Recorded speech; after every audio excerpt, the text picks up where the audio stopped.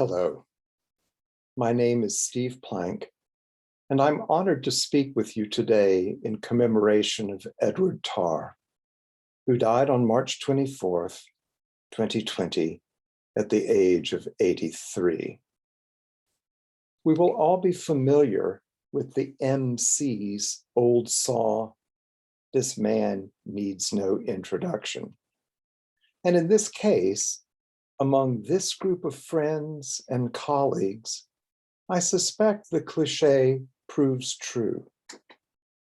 How familiar to us now are the contours of Ed's long and brilliant career, a career that established him as the preeminent Baroque trumpeter of the 20th century. As we will all have appreciated over the decades, he was a soloist who played with both a remarkable flair and an unusual degree of expressivity. He took great pride and care in being a prolific scholar and editor, a collaborative advisor to instrument builders such as Ewald Meinl and Rainer Ecker, a museum curator, and a longtime teacher at the Schola Cantorum Basiliensis and the Musikhochschule in Basel. Crowning all of this was the beauty of his sound and the highly cultivated sense of style that enticed and inspired generations of players and listeners throughout the world. With so much in his career that is belovedly familiar, I thought today I might offer a vignette less often told. I'm speaking to you from my home in Oberlin, situated quite close to historic Finney Chapel on the campus of Oberlin College, Cass Gilbert's 1908 Romanesque edifice that in Ed's student days at Oberlin was the major large concert hall, as it remains today. Here, on June 11th, 1954, the Oberlin Musical Union and Orchestra performed Bach's B minor Mass.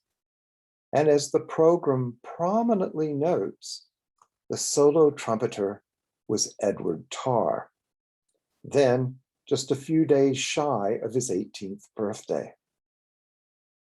There were a number of things that would have made this a rather challenging performance. The crowd would likely have been large. The seating in the hall allows for over 1,000, and presumably reflective of demand, the crowd for the concert required not one, but two performances on the same day. And as June can be in Ohio, it was uncomfortably hot. The records show the high temperature was 91 degrees Fahrenheit, 33 degrees Celsius, which in the chapel would have been absolutely sweltering, compounded by the large crowd on stage and in the hall. On what instrument would he have played this part? I don't really know. While a piccolo trumpet would have been theoretically possible, at this point, 15 years or so before their ubiquity, I'm doubtful that one was available to him. I imagine it was more likely that he played on a regular D trumpet, and we can empathetically imagine the difficulty of that. Then there's youth. At 17, I suspect he had little, if any, experience of playing Bach to draw on here, although it's also possible that at 17, youth prevents one from realizing just how hard things can be. So, before large crowds on a miserably sweltering summer day, with perhaps a D trumpet in his hand and his inexperienced youth in tow, he performs the B minor Mass. And then a few hours later, repeats it, all under the same conditions. This would have been the first of how many times in his long and fabled career? Surely the performances would number well in the hundreds, but this would have been the first, and in it we sense an important door swinging open. Several things in the circumstances seem to point to the future. The conductor was Maurice Kessler, a long friend of Albert Schweitzer and an ardent devotee of Bach. Kessler had a strong interest in old instruments, seeking them out and studying them on a sabbatical leave from Oberlin in the late 1920s. Was Kessler's instrument in old instruments and Bach somehow a presage of the direction Ed's career would take? Poignantly, these performances of the B minor Mass were Kessler's farewell concerts as a member of the Oberlin faculty, as he retired at the end of the term. Thus, we find one Bach devotee ending a career, while another begins his. And there is poetry in that. There were other foreshadowings of the early music world that Ed would eventually enter. The alto soloist was Margaret Tobias, a soloist with William Scheide's Bach Aria group. The soprano soloist was Helen Boatwright, who had been a soloist in Paul Hindemith's Collegium Musicum at Yale. Boatwright, Yale, and early music point, at least indirectly, to Hindemith's New Haven colleague, Leo Schrader, with whom Ed studied in Basel, steered there by the Oberlin musicologist Richard Murphy, also a Schrader pupil, who I'm sure was seated in the chapel taking the performance in. The concerts were part of the broader commencement celebrations that in 1954 brought famed broadcaster Edward R. Murrow to campus to receive an honorary degree.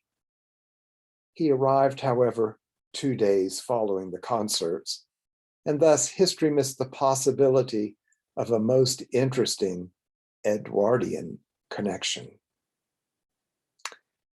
Today, it is easy to imagine the excitement of that June day in 1954.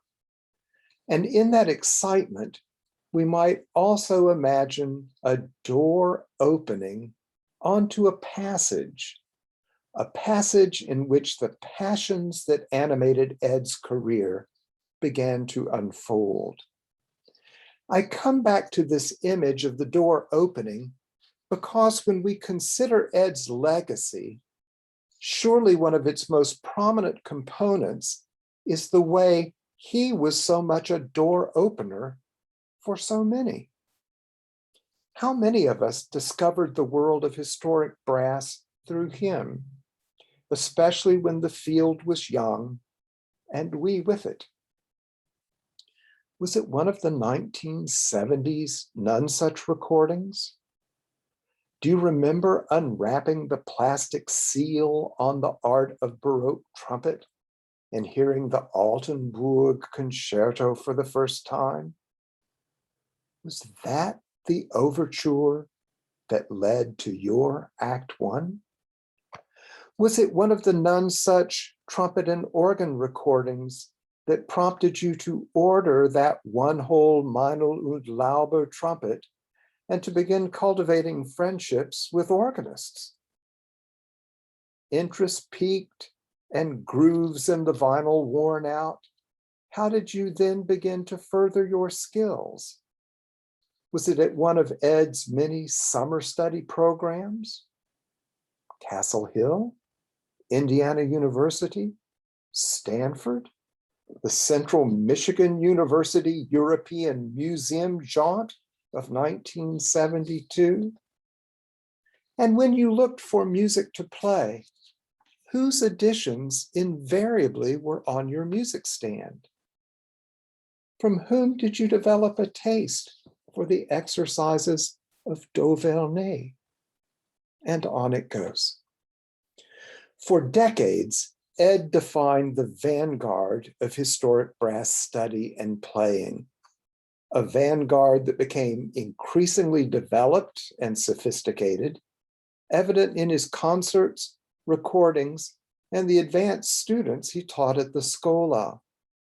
But to that, and in no lesser way, we must add that his charisma, his historical expertise, his pedagogical gift, and his own passion awakened the interest, supplied the needs, and inspired the efforts of so many Baroque players taking their first steps.